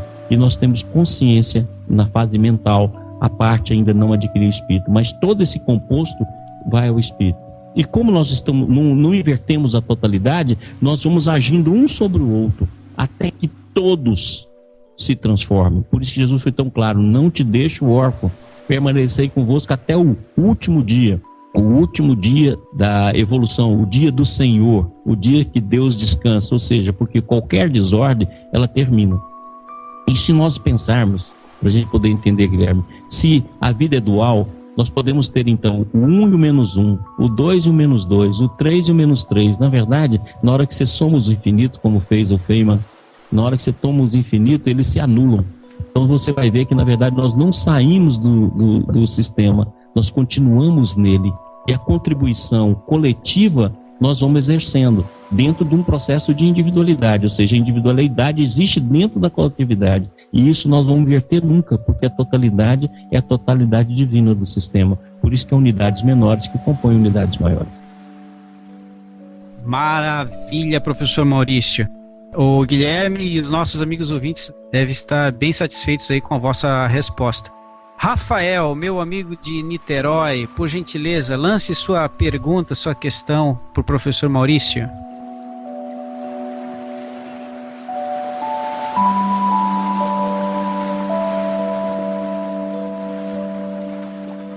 Ô Crispim, ficamos até sem perguntas, né? Depois de tantas explicações, uma vastidão de conceitos, né, sendo sintetizadas, a gente perde a pergunta e fica só apreciando, né, na audição. Você comentou muito interessante há pouco sobre os 10 mandamentos, sobre o Sermão da Montanha, que nos remete ao capítulo 15, quando o Baldi fala da busca da felicidade e ele fala sobre as bem-aventuranças. E você fez uma interpretação muito bacana, porque a gente já comentou em outra gravação que bem-aventurados em hebraico é Ashirei, que significa avante, né? Então, sigamos para nos transformar humildes de espírito e por aí vai. E comentou também sobre a prisão do antissistema, sobre a matéria. E Egito também é Mitzrayim, que significa prisão, estreiteza, né? Matéria, antissistema. Então, fica bem legal, ganha todo sentido essa tradução para o hebraico com a sua explicação. Então, no capítulo 15, o Baldi faz uma síntese aqui inicial dos 10 mandamentos, do Evangelho, e ele fala também das religiões. Então, a gente percebe ainda uma dificuldade das religiões de sair desse dogmatismo, de ficar muito acrisolado, muito encastelado, muito aprisionado nos conceitos. E essa obra, a Lei de Deus, trazendo para a gente essa liberdade de pensamento, a responsabilidade dos nossos atos, o poder da nossa vontade para evoluir, contribui muito nesse sentido, cada um na sua religião, né? Eu estou espírita e lendo a Lei de Deus, eu sinto uma liberdade de pensamento imensa para caminhar. Aí eu queria que você comentasse um pouquinho sobre isso, sobre caminhar na onda da transformação, sobre seguir essa lei, essa superconsciência, para a gente avançar realmente, não ficar parado no tempo, aprisionado, né, num pensamento, em alguma coisa que só gera dor, só gera dissonância.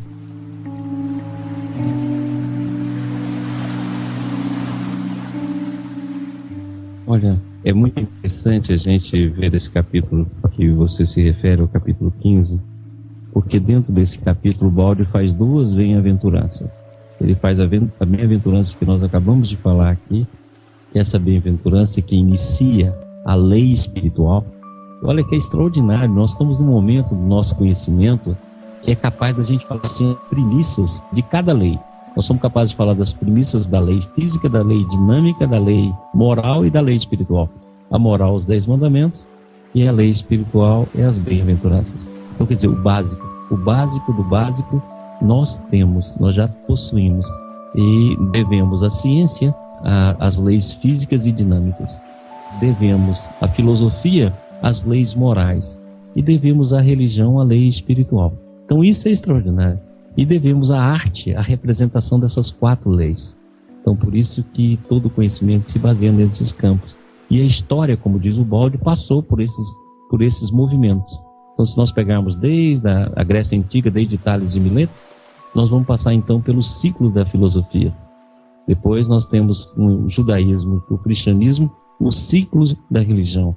Mais tarde, nós vamos ter o ciclo da arte com o Renascimento, e em que o Renascimento então vai trazer tudo isso através da arte.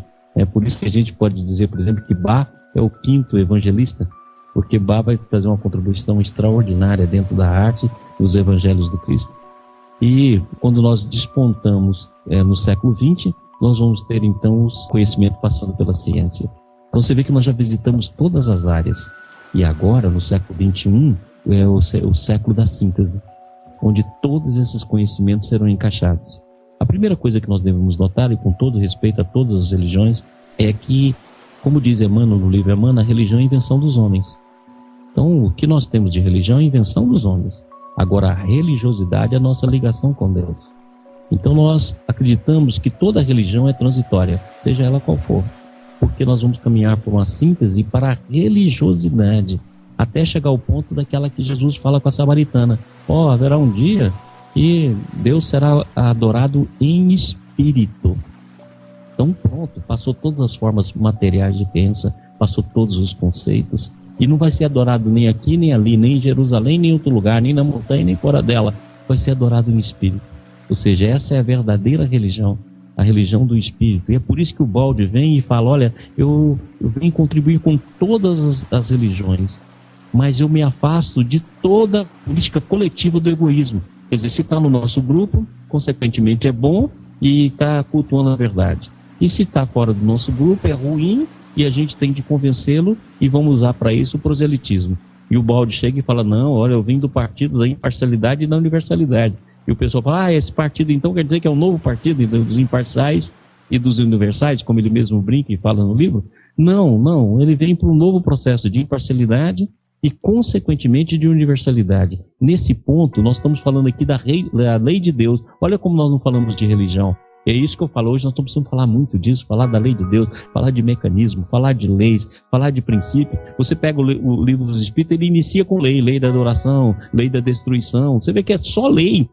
Está mostrando que mostra a lei. O livro dos Espíritos mostra essas leis detalhadas, lei da adoração, lei do causa e efeito, são aspectos dessa lei que o Baldi explica em síntese. O Baldi vai fazer a síntese das mesmas leis que está no livro dos Espíritos. Ou seja, só que ele vai mostrar a lei maior que rege as leis menores, que é o decorrência e um processo de decorrência de toda essa ação. Vai mostrar como é que essas leis se dão. Então, consequentemente, nós vamos começando a entender.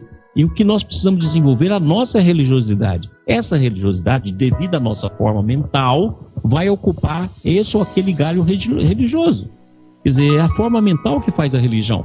E, consequentemente, eu vou utilizar a religião, mas ela é transitória, porque a forma mental evolui para campos cada vez maiores de consciência e, consequentemente, chegará um tempo que toda a espiritualidade vai estar em nós. E nós, então, poderemos adorar Deus em espírito. Nós podemos adorar Deus dentro desse processo, porque, como diz o Baldi, Deus é o ponto final da evolução. Então nós podemos dizer hoje, o ponto inicial da evolução é o espaço-tempo, e consequentemente a infinitude desse espaço-tempo. E o ponto final dessa evolução é Deus. Então fica como dentro da parábola do filho pródigo. O filho que parte de Deus e volta a Deus. O filho que deixa a comunhão com Deus e volta e se lança ao pescoço de Deus. Então, quer dizer, a intimidade. Então, esse é o nosso processo final. E a gente vai entender também que dentro desse processo vai ter as escolhas individuais e coletivas.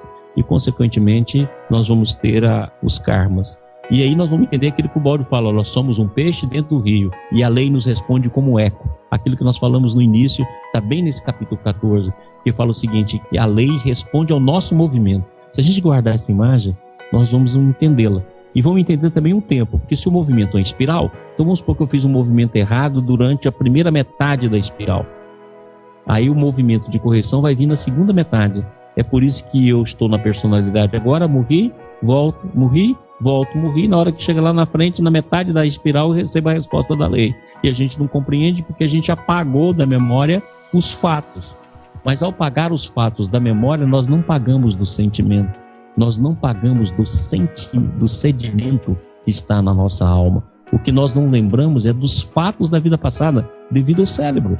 Então, se você pensar, você não lembra da sua infância. Se você for falar do que aconteceu na sua vida, dos primeiros dias do seu nascimento até os 7 anos de idade, você vai ter fragmentos que não preenchem, talvez, nem 2 horas de narração ou 3 horas de narração, porque, na verdade, você tem fragmentos. Nem por isso você deixou de ser criança, nem por isso você não viveu. A mesma coisa, você não tem a memória do fato, mas você tem a memória registrada no campo do seu sentimento e no sedimento que forma a personalidade. Ali está tudo que você é e aparece na forma vibracional e em síntese. E se nós compreendemos assim, nós podemos começar a unir as religiões por aquilo que tem de semelhança e não por aquilo que tem de diversidade. E nós podemos imitar no exemplo o que fez o professor Ubaldi. Ou seja, eu entrego aquilo que eu consegui ver. Se for útil para vocês, que utilizam, mas utilizam dentro dessa visão de amor, de fraternidade, de imparcialidade e de universalidade. Eu acho que aqueles que começam a estudar a obra do Baldi têm que ter isso muito em mente. Nós não estamos em busca de fazer prosélito, nós não estamos em busca de convencer pessoas, nós não estamos em busca de fazer polêmica, que o próprio professor Baldi diz nessa obra que polêmica é coisa de inferior. Não estamos em busca de convencer ninguém, nós estamos em busca de compartilhar a alegria da descoberta, de compartilhar a alegria do conhecimento, de compartilhar a alegria da vivência, de compartilhar a vivência do conhecimento e ver que realmente é daquela forma. E sair, então, falando disso para aqueles que querem ouvir, aqueles que desejam ouvir, e, ao mesmo tempo, aqueles que querem compartilhar dessa alegria, trocando a sua experiência, porque cada um de nós vai notar um campo. E à medida que a gente toca e vai juntando todo mundo, a gente forma uma corrente. E essa corrente é a corrente, então, que nos alimenta e que passa através do carinho, da bondade, da generosidade, fazer com que essa vivência e essa visão se fortaleça em nossa alma.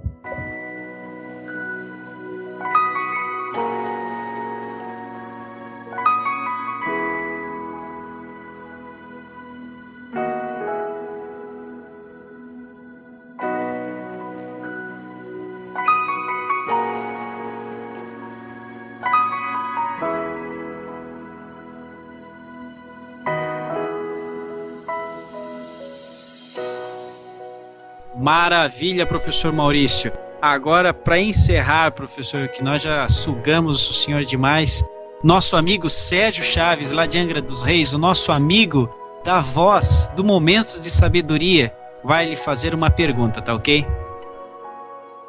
Doutor Maurício, praticamente você já respondeu o que eu ia lhe perguntar. Me chamou muita atenção o capítulo 16, justamente sobre essa questão da religião e do separatismo, mas o senhor já abordou tão bem que, como eu não posso perder a oportunidade de ouvir os seus esclarecimentos, suas reflexões e todo esse conhecimento que o senhor tem, eu não quero fugir muito do tema, mas não posso perder essa oportunidade. Então, eu gostaria de perguntar para o senhor, né, porque assistindo os seus cursos, uma das informações que o senhor passa e que me chamou muita atenção, me deixou assim quase estático, né, porque para mim foi uma descoberta profunda, é quando o senhor disse que nós não estamos aqui para ser bonzinhos. O homem, ele, na verdade, a realização dele é ele se tornar consciente, né? Então, eu que venho da doutrina espírita, né, e sempre se fala muito em reforma íntima, em praticar a caridade, que é isso que vai norteando a nossa evolução, né? Vendo essa visão mais ampla que o senhor nos dá, me causou realmente uma ampliação mesmo, né? E eu gostaria que o senhor falasse sobre isso, né? Porque muitas vezes a gente pensa que é só ser automático, só fazer atos de caridade, você vai fazendo, e isso é suficiente para a gente ampliar essa consciência nossa. Por favor, nos esclareça sobre isso. Ô Sérgio, é uma alegria falar contigo. Eu compreendo, Sérgio, que dentro dessa visão que nós falamos aqui, e que o Baldi fala no capítulo 16, que ele fala da unificação de todos os campos e da realização da lei, então eu acredito o seguinte, que dentro do campo moral nós podemos desenvolver valores. Então, por exemplo, eu posso desenvolver o valor da contribuição, o valor da generosidade, o valor de não falar mal, o valor de não usar a raiva, mas a virtude é uma manifestação da lei. Então existe uma diferença muito grande que nós vamos abordar no segundo semestre dentro desse tópico. Eu acho que o nosso esforço desenvolve valor, o valor cria campo e o campo manifesta a virtude. A virtude é coletiva, a virtude é divina. Por isso que Jesus fala, bom só o Pai. Então, nesses termos, eu não acho que nós fazemos caridade. Eu acho que nós fazemos benevolência e generosidade. Mas não fazemos caridade, porque caridade é uma virtude divina. A caridade, como diz Paulo de Tarso, lá na Epístola aos Coríntios, ela é o amor na sua expressão. E quando a gente descobriu o amor leva da massa toda. Então, e Jesus deixou bem claro que a gente só faz caridade quando dá da nossa necessidade. Então, nós não damos da nossa necessidade, nós damos daquilo que nos sobra. Então, consequentemente, nós não fazemos caridade. E a caridade é uma manifestação divina. Então, amanhã, na hora que nós entendermos isso, nós vamos entender também que a bondade é uma manifestação divina. A bondade não é ser bonzinho. Eu até costumo dizer que o bonzinho é ser o esculacho da bondade. Ou seja, quando você quer afetar a bondade, você se torna bonzinho.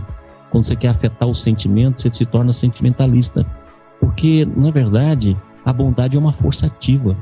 Todo mundo, por exemplo, quando fala de Jesus, fala da meiguice de Jesus. Mas olha a força que a bondade de Jesus era. Uma bondade que foi capaz de enfrentar a humanidade. E quando nós falamos de humanidade, não podemos colocar Jesus apenas no seu aspecto histórico. Jesus está enfrentando o mundo físico e o mundo espiritual. Tanto é verdade que está lá nos evangelhos, no terceiro dia desceu aos infernos. E ele deixou claro, olha, eu venci o mundo. Se vocês querem vencer o mundo, a técnica é essa. Ele mostrou como é que essa técnica venceu o mundo. E compreenda que esse mundo significa antissistema. Tanto é verdade que ele fala assim, eu tenho outras ovelhas que não é desse redil. Porque nós estamos falando de todo o antissistema. O espírito crístico é um anoure, que cuida do universo inteiro. É uma anoure crística. Então, consequentemente, é exatamente quando a gente pega, por exemplo, lá, eu gosto muito de fazer essa pergunta. Quando Jesus vai ser batizado por João Batista, aparece uma voz e fala, este é meu filho, em quem eu coloquei a minha complacência. E eu te pergunto, quem falou? Porque para poder falar de Jesus, tem que ser um espírito superior a Jesus. Não vai ser a voz de Deus, porque Deus é silencioso. Eu costumo brincar que eu falo assim, Deus não tem pernas e nem braço, não tem voz, porque a voz, a perna e o braço de Deus é o seu filho. Eu costumo dizer que Deus é amor e o filho é ação. E essa complementabilidade que a gente chama de criação, porque não podemos ter criação, porque na eternidade, no sistema, não podemos falar em criação, mas podemos falar em complementabilidade. E a complementabilidade, a paternidade divina é o amor, e a filiação é a ação. Então, consequentemente, se nós entendermos assim, nós veremos que quem fala, esse é meu filho bem amado, é a noure crística. É a noure crística que ele se manifesta, e como tão bem diz, né, o professor Pastorino, que o Espírito desceu como a pomba. Olha o movimento, olha a vibração, desceu como, ou seja, a gente foi e transformou numa pomba. Eu acho isso um dos maiores absurdos da interpretação infantil que nós temos. E a bondade é uma força ativa. Olha Jesus, enfrentou o mundo e hoje nós não conseguimos esquecer, podemos negar, podemos falar, os franceses já tentaram isso, né? Quer dizer, será que Jesus mesmo existiu? Não tem jeito. E não tem jeito, você não tem como silenciar um sermão da montanha. Então, consequentemente, não tem como. Passou tudo e o Jesus não passou. Por quê? Porque é uma força extraordinária. Se você pegar Francisco de Assis e falar, Francisco de Assis é bonzinho, que besteira. Francisco de Assis enfrentou toda uma população, enfrentou todo um momento. Olha a dificuldade que a gente tem de enfrentar os conceitos, de enfrentar a vida, de enfrentar aquilo que é diferente de nós e de enfrentar uma conduta política, social. São Francisco enfrentou todas, inclusive enfrentou até os seus próprios partidários, que não queriam uma ordem tão rígida no campo da humildade, da obediência, da pobreza, e lutou contra eles nesse sentido, ficou só inúmeras vezes, e olha a força desse homem. E nós confundimos o bonzinho, porque é simples, o bonzinho pode ser explorado, e o balde mostra isso. Na hora que um evoluído olha para o outro e fala, você é cristão, você é bonzinho, então eu posso te explorar e te utilizar para os meios, mas não. É por isso que Jesus falou, vós sois o sal da terra. Sal da terra quer dizer o seguinte, onde eu estiver, o meio não se putrefaz, porque eu não deixo, eu sou sal. Vós sois a luz do mundo, onde eu estiver, a escuridão será menor, porque eu vou colocar a luz ali. Quer dizer, é a sua força, e essa força não é a força de fazer prosélito, é a força do exemplo, de se colocar na posição que precisa for, e mesmo que você esteja sozinho, você está ali. E se você assim fizer, você vai criar valores, o valor vai criar um tecido, esse tecido vai possibilitar a manifestação da virtude que é coletiva e que é divina. Então, a mesmo se dá com a religiosidade. Deixemos as religiões, não no sentido de abandonar os nossos compromissos dentro do campo religioso, não, pelo contrário, cada um de nós tem um compromisso e faz parte da função, e nós devemos exercer essa função, mas lembremos que a religiosidade e o culto de Deus como Espírito, a realização da lei e a descentralização do egocentrismo, como o Baldi diz nesse capítulo que nós estamos encerrando, é o fator principal da nossa vida. Descentralizar ele, ir na busca da realização de Deus, ir em Deus e transformar as nossas religiões em religiosidade e os nossos cultos em culto do Espírito e os nossos esforços em manifestação da bondade. Se nós fizermos aí, nós nos tornaremos conscientes, e tornando consciente, nós adquirimos o conhecimento que há de nortear as nossas trajetórias. Obrigado, professor. Lindíssimo, professor Maurício. Essa força que nós encontramos aí convosco, junto com o Instituto IBS, é que nós procuramos realmente e vamos seguir emaranhados agora, hein? Agora nós vamos seguir juntos. A equipe Balde Brasil está aí junto com o seu trabalho para também poder divulgar, e como os nossos amigos Guilherme, Sérgio, Rafael, Neto, Luiz estão fazendo, eu também por aqui, vamos todos juntos, né, com essa força aí. Se somos o sal da terra e a luz, vamos ocupar nessa posição.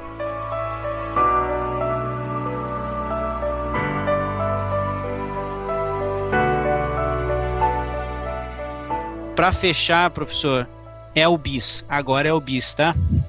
Nós todos temos um carinho muito especial pelo professor Pietro Baldi. Não sei de onde vem isso, não sei qual é a fonte, mas eu tenho certeza que o nosso franciscano Rafael aqui do grupo vai poder fazer uma pergunta muito especial para o senhor, e eu acho que o senhor também vai gostar muito de responder. Rafael.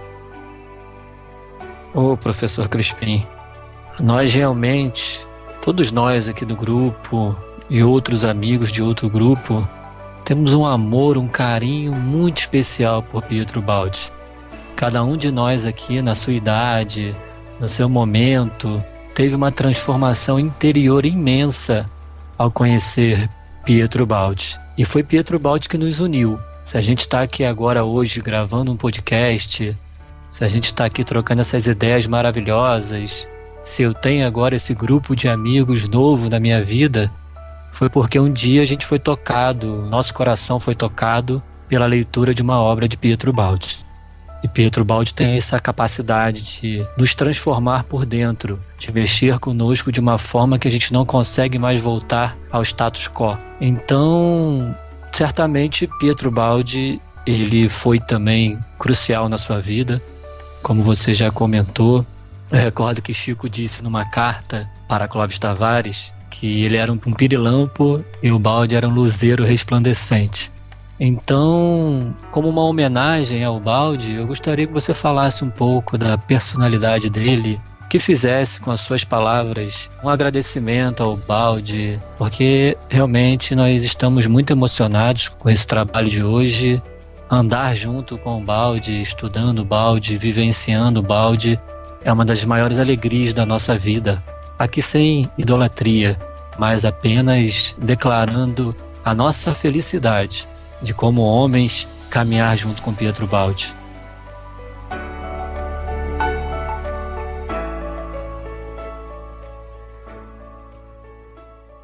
Pai, eu sinto por o Baldi tudo isso que você falou.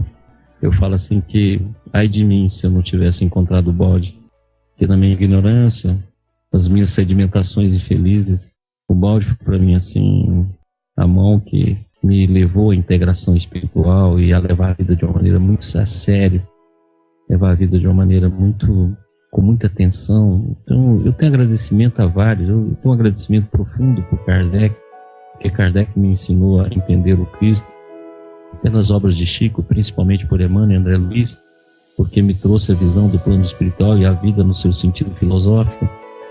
A obra de Rustem, que eu acho extraordinária, que traduz o Evangelho de uma maneira bem direta para o nosso coração. Mas o Baldi, eu tenho a salvação da minha alma, porque foi o Baldi que me fez responder uma pergunta que eu fazia desde menino: por que a gente evolui? Isso me incomodava muito. E o Baldi, na hora que deixou aquele oceano, e o Baldi é um oceano, você estuda, e quando você vai estudar de novo, você fala assim, meu Deus, quando você vai estudar de novo, você fala, não é possível, eu não vi isso. E é de uma delicadeza. E o Baldi, eu conheci um amigo muito próximo de Baldi, o Manuel Emídio. O Manuel Emídio talvez tenha sido, junto com Clóvis e alguns outros, os verdadeiros amigos de Baldi, que teve com o Baldi mesmo. E eu conheci Manuel Emídio no final da vida dele. E eu saía do hospital todos os dias por volta assim, de 5, 6 horas, e ia lá para a casa do Manuel Emídio, sentava na cama com ele e falava assim, Manuel Emídio, não quero saber de Ubaldi missionário, não quero saber de Ubaldi Pedro, não quero saber de Ubaldi espiritual, eu quero o seguinte, me conte o Ubaldi homem, o Ubaldi do dia a dia, o Baldi das todas as horas, o Baldi das piadas, os Baldi das brincadeiras, o Baldi do lado humano, esse lado humano tão bacana, igual nós estamos fazendo aqui hoje, quer dizer, conhecendo, fazendo as coisas simples, as coisas de carinho, de bondade, de ternura. Fala esse seu Baldi para mim, ele ia me contar. E aí eu me deliciava, assim como no Cláudio Picasso também, ele contava, por exemplo, que o Baldi adorava ler Tipatinhas. Adorava ler os gibis do Tipatinha, porque ele adorava aquela parte do dinheiro do Tipatinha, né? O evoluído que o Tipatinhas era. Adorava ir no cinema. O Cláudio conta uma história interessantíssima, que ele estava namorando a menina, e a menina tinha uma irmã, só saía com a irmã, né? Aí ele falou assim: ô Baldi, vai comigo, pelo menos eu dou um jeitinho de namorar. Aí o Baldi foi. Só que eles foram ver aquele filme, o Covardes, e na hora que chegou lá, o Baldi começou a chorar, e todo mundo achou que o Baldi era doido, como é que chora num filme, na hora que vê a entrada de Cristo em Roma. Então ele começava a contar as histórias simples, as histórias singelas, a história do homem, o homem que cuidava da casa. Você imagina um missionário cuidando da casa, cuidando da esposa, fazendo a parte da cozinha, fazendo a limpeza, organizando tudo, arrumando as questões financeiras. O Manuel Emílio me conta que uma história que uma vez ele chegou no edifício Nova Era, onde o Baldi estava, e tinha acabado a água. E o Baldi, com quase 80 anos, desceu, ia lá na biquinha com 2 baldes, enchia de água e subia as escadas todas, levando a água para casa para não faltar água. Então aquele pai provedor, aquele pai cuidador, aquela pessoa que diante de todas as dificuldades, ele tem uma carta que ele escreve para o Manuel Emílio, falou: Manuel Emílio, aqui em casa eu não estou conseguindo escrever, será que você me empresta o apartamento que você tem aqui, para que eu possa ir lá eu consigo ter uns momentinhos para poder escrever? O Baldi que trabalhava à noite para poder cumprir as suas funções durante o dia, quer dizer, o Baldi de uma coragem extraordinária. Você imaginou você ter 65 anos, com a sua esposa já velha, com uma filha, 2 netas, sem saber a língua, você vir para um país com 65 anos e sem nada aqui, e veio para obedecer a ordem da sua voz, do Cristo amado. Quer dizer, esse homem é de um valor extraordinário, um homem que entregou tudo numa obra e que não imprimia a obra com mimeógrafo. Não tinha ninguém que queria imprimir a obra dele, imprimia a obra com mimeógrafo. Já pensou isso? Quer dizer, para poder publicar a obra, imprimir ele com mimeógrafo. Esse mimeógrafo cachaçinha que a gente chamava. Vocês são muito novos, talvez nunca nem viu, né? Não sabe talvez nem o que é mimeógrafo, mas era o que fazia. Quer dizer, esse homem extraordinário, dessa simplicidade extraordinária, dessa potencialidade extraordinária. Quer dizer, você pode olhar que a obra do Baldi ainda está até esperando que a gente faça uma correção geral de toda ela, que faça um cuidado especial com toda ela. É o meu grande sonho, quem sabe ajudar nessa contribuição, porque é uma obra extraordinária. E como ele diz, cabe em qualquer religião. Ele cabe em qualquer religião, em qualquer... Nós, então, por exemplo, dentro do campo da doutrina espírita, ele cabe perfeitamente, porque a doutrina espírita, tudo que se refere a Deus, ele só dá os primeiros passos. E o Baldi escreve de Deus tudo aquilo que a gente possa querer saber. Quer dizer, lógico que no futuro, o próximo missionário que vem aí, quer dizer, vai ser um missionário que provavelmente vai nos dizer sobre a vida no sistema. A vida, como é a vida no sistema. Porque o Baldi fala do sistema para baixo. Então, consequentemente, deve vir um missionário para esse fim. Mas, enquanto não chega, nós temos uma obra que nós vamos passar séculos para poder estudá-la em profundidade.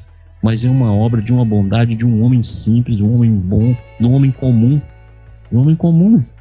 Um homem que sentava na mesa para conversar, bater papo, de rir, de ouvir piada, de brincar. Um homem, como diz a Adelaide, que é a neta dele, que em casa ficava o tempo todo conversando com a filha sobre reencarnação, ficava sobre a lei, falava para ela o que ele tinha visto durante a noite, saía fazendo caminhadas, falando: não, essa noite eu vi isso, e é para poder a filha apresentar as argumentações, fazer as perguntas, que é as mesmas perguntas que ele faz, por exemplo, nos livros do sistema, a negação, para poder explicar de novo. Quer dizer, esse homem simples, esse homem bom. Então o Baldi significa muito para mim.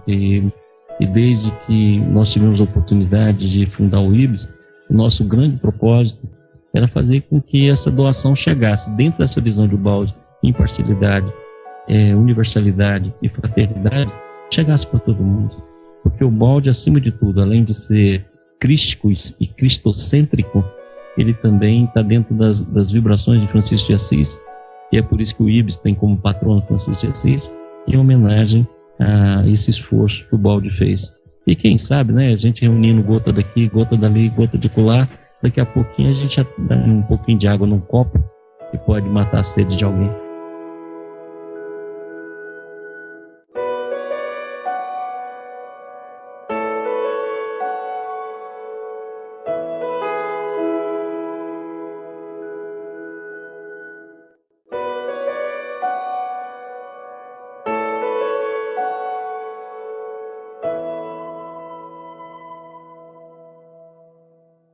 Professor Maurício Crispim, muito obrigado por estar conosco nesse episódio especial.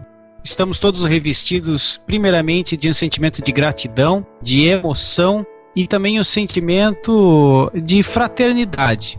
Irmãos reunidos em torno desta obra maravilhosa, a Lei de Deus. E quero deixar aqui o convite para que retorne conosco, sinta-se sempre em casa, estamos com o nosso canal sempre aberto, vamos tornar essa parceria cada vez mais próxima, saudável, em torno da moral de nosso Senhor Jesus Cristo. Muito obrigado e deixo aí agora os nossos amigos para a sua despedida e o senhor também ao final pode encerrar. Muito obrigado mesmo.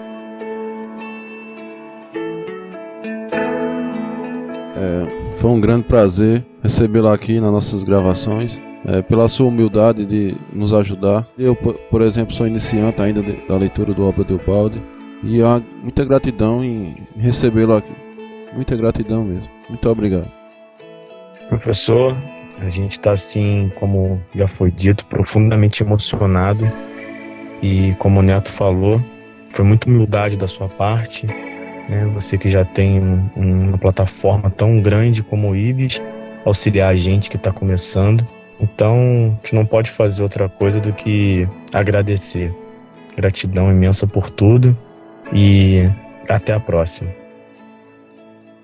Crispim, amigo, é realmente uma gratidão imensa. Eu acho que você não deve ter a dimensão do alcance da IBIS em nosso coração e dessa conversa de hoje. Então, gratidão a Jesus, gratidão ao Baldi, a Francisco, gratidão a você, ao Estevão, ao Yuri, toda essa família do IBIS que nos dá esse abraço tão acolhedor, com tanta gentileza e tanta generosidade que teve conosco. Obrigado, meu irmão. Estamos impressos por todos vocês para que a gente siga aí nessa trajetória de divulgar e viver o bem. Um abraço. Professor Maurício, muito obrigado. Eu também só posso agradecer, como todos os meus amigos aqui estão fazendo. E até peço desculpa, o senhor falou tanto, nem paramos para um cafezinho, né? Tinha que ter um cafezinho para o senhor também. Mas muito obrigado, a oportunidade é uma oportunidade maravilhosa de estar refletindo todos esses ensinamentos. Um grande abraço mesmo no coração. Meus amigos, olha, eu só tenho a agradecer. Eu acho que a bondade de vocês é muito maior do que o esforço que a gente realiza. Quero agradecer muito, é uma honra estar participando com vocês. Eu quero agradecer no meu nome, no nome do Estevão, que está aqui conosco, do Yuri, do Rodrigo, que vieram aqui participar e formar essa amizade, e a gente poder fazer um trabalho grande. E o Baldi tinha um carinho muito grande pela nossa pátria, sonhava muito com ela, e eu acho que vocês jovens, novos, quer dizer, tem um trabalho imenso pela frente, e isso é muito gratificante. E eu sempre que eu puder, eu estou à disposição, sempre que eu puder, eu estou junto com vocês naquilo que for possível e dentro dos nossos esforços. Quero mandar um beijão aí para a Gi, e a mulher eu tenho que cumprimentar primeiro, carinho pelo Tom, pelo Rafael, pelo Luiz, pelo Sérgio, pelo Neto, por todos os companheiros que nos ouviram e que vão nos ouvir. Quando nós fundamos o IBIS e fundamos com os amigos e com os meus filhos, com a visão espiritual, com a dedicação, até o nome, ele tem toda uma história espiritual que um dia eu conto para vocês. A gente só fez nesse sentido. A nossa vontade era assim, participar desse movimento em nome de Cristo, e participar desse movimento através de Francisco de Ubaldi, completando isso de alguma forma com contribuição. Eu falo assim, o sonho nosso é fazer com que o IBIS seja a casa de todo mundo, e todo mundo que quiser tem um lugar aqui, e tem um lugar não só no Ibis, mas no nosso coração. Então eu que agradeço esse bate-papo e vou ficar muito feliz se a gente puder depois ter um bate-papo de perguntas e respostas, de troca de experiência, de ajudas um com o outro, e é uma alegria ter participado. Que Deus vos abençoe.